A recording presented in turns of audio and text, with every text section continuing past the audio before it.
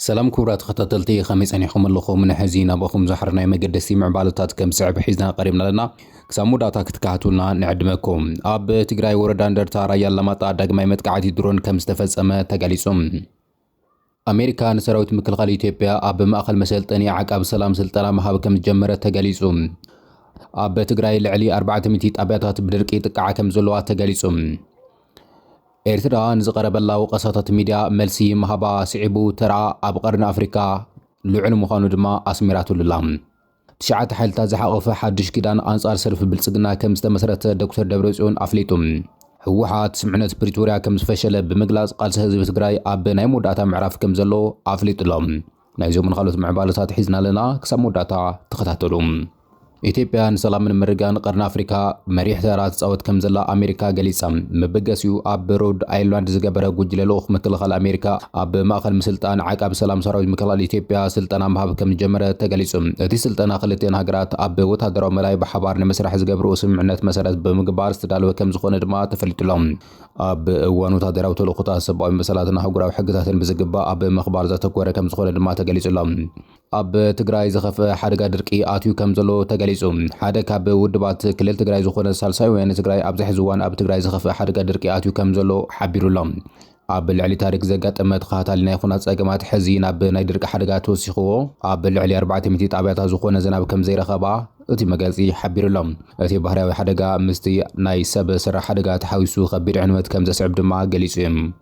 ኤርትራ ኣብ ልዕሊ ኣነ ዝቐርብ ዘሎ ክስታት ዝምልከት መልሲ ሂባ ዶይቼ ቬለን ፎሬን ፖሊሲን ጆርናልን ናይ ኤርትራ ጽንዓትን ዕብየትን ዝገልጽ እናመሰለ ሓደገኛ ነጥብታት ኣስፊሩ ከም ዘሎ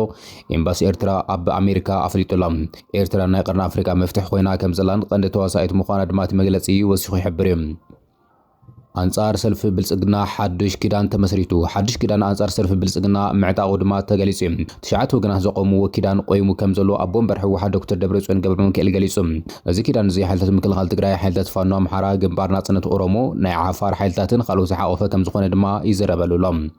እዚ ከምዚ ሃለወ ህወሓት ቃልሲ ህዝቢ ትግራይ ኣብ ናይ መወዳእታ ጫፍ ከም ዝበጽሐ ገሊጹሎም ህዝቢ ትግራይ ምእንቲ ህላውን ልኣላውነቱን ብሓባር ክሰርሕ ከም ዝግባእ ድማ ኣተሓሳሲቡሎም ስምዕነት ፕሪቶርያ ብናይ ፌደራል መንግስቲ ውሳነ ምፍሻሉ ዝገለጸ እቲ መግለጺ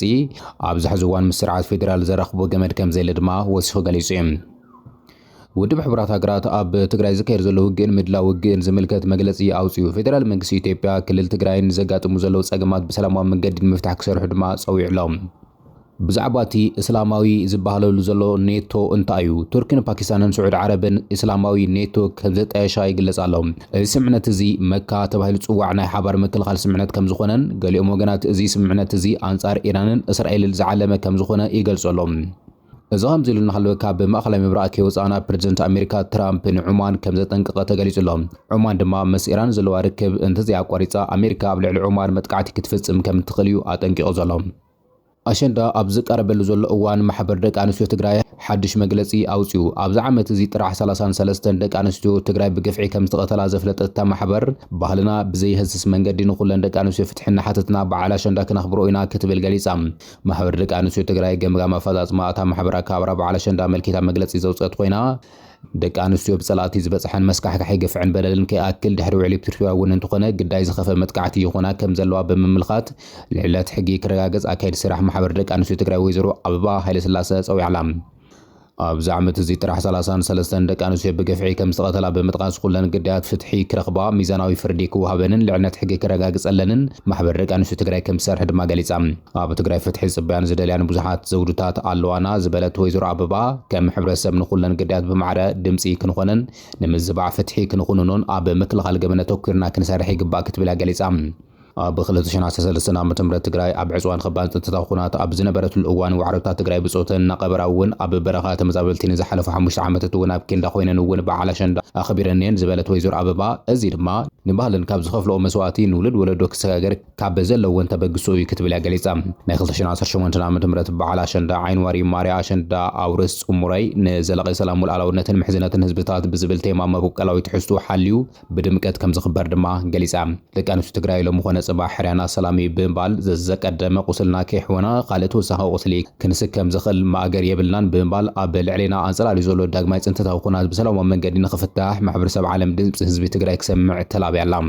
ተወከልቲ ማሕበር ደቂ ኣንስትዮ ዞባታት ትግራይ ብወገነን መግለጺ ክብርን መንነትን ህዝቢ ትግራይ ዝኾነ በዓል ኣሸንዳ ኣፈላላይና ኣጽቢብና ሓድነትና እንጠናኽረሉን ናይ ኩላትና በዓል ብምዃኑ ኣዋልድ ትግራይ ማሕበርን ክብርን ባህልን ስነ ስርዓትን ሕብረተሰብ ኣኺረን ብባህላዊ ኣልባሳትን መጋየፅታትን ወቂበን ብናጽነት ከብዕልኦ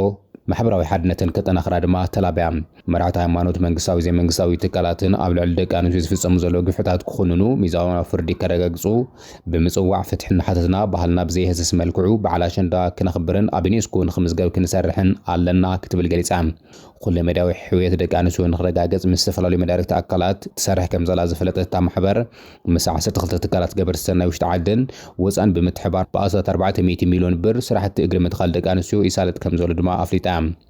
ናብ ተቐጸል ዘሎ ዛዕባ ተሰጋጊርና ስርዓት ኣዲስ ኣበባ ኣብ ሩባ ኣባይ ተወሳኺ ሓዝብታት ንምህናጽ ይሓስብ ከም ዘሎ ጸብጻባት ኣብ ዝወጽሉ ዘሎ ሰዓት ግብጺ ንኢትዮጵያ ኣብ ጉዳይ ምቁጽጻር ዋሕዚ ሩባ ኣባይ ተሪር መጠንቀቕታ ኣመሓላሊፈላ ካይሮ ኣብ ዘውጽኦቶ መግለጺ ዝኾነ ይኹን ኣካል ንዋሕዚ ማይ ናይተን ኣብ ታሕቲ ዘለዋ ሃገራት ክቆጻጸሩ ከም ዘይተቐበለን ከም ዘይተፈቀደን ብምሕባር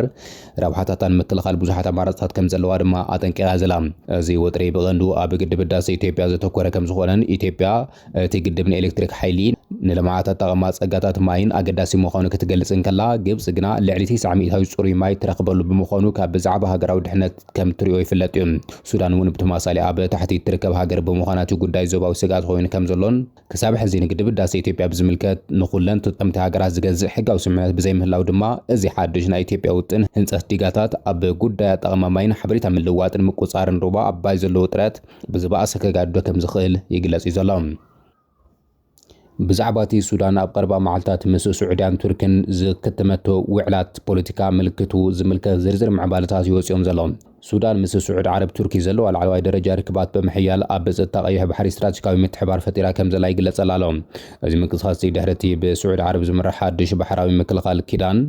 መልቲናሽናል ሜሪታይም ዲፌንስ አላይንስ ምስራቱ ቱርኪ ስዑድ ዓረብን ፓኪስታንን ኣብ መካ ዘካይዶ ናይ ሓባር ምክልኻል ውዕል ስዒቡ ዝመፀ ምዃኑ ይግለጸሎም ፖሊስ ትግራይ ምስ ምኽባር ፀጥታ ጎኒ ንጎኒ ናብ ግንባር ተዋፊሩ ተልእኾ ንምፍጻም ድሉው ምዃኑ ገብረስላሴ በላይ ምክትል ኮሚሽነር ፖሊስ ትግራይ ገሊጹ ብተወሳኺ በዓል ኣሸንዳ 2018 ዓመተ ምህረት ብሰላም ክኽበርን ምድላዋት ይግበር ከም ዘሎ ድማ ተሓቢሩሎም